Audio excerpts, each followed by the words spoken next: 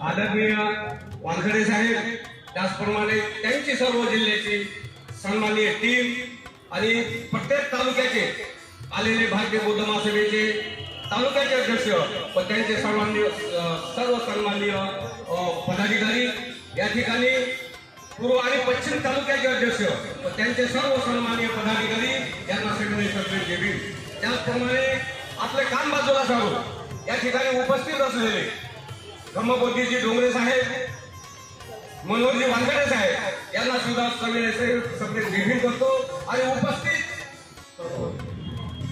त्या समाजासाठी आपण काहीतरी करणं ही आपली जबाबदारी असते आणि हे सूत्र पाटील साहेबांकडून पाळलं गेलं. त्याचं कारण असं आहे की सामाजिक भावना उत्पन्न होणं आणि तिचा विकास करणं या दोन गोष्टी असतात. सामाजिक भावना ही प्रत्येकाच्या मनात असते, परंतु अनेक अडचणीमुळे कौटुंबिक असो, आर्थिक असो, सुबत्ता असो किंवा सांस्कृतिक दृष्ट्या आपली प्रगती होते, त्याबरोबर मात्र त्या सामाजिक भावनेचा वाढ होईलच असं सांगता येत नाही. अशापैकी बरीच मंडळी आपणामध्ये असते. परंतु पाटील साहेबांनी या ठिकाणी खूप चांगलं काम केलेलं आहे.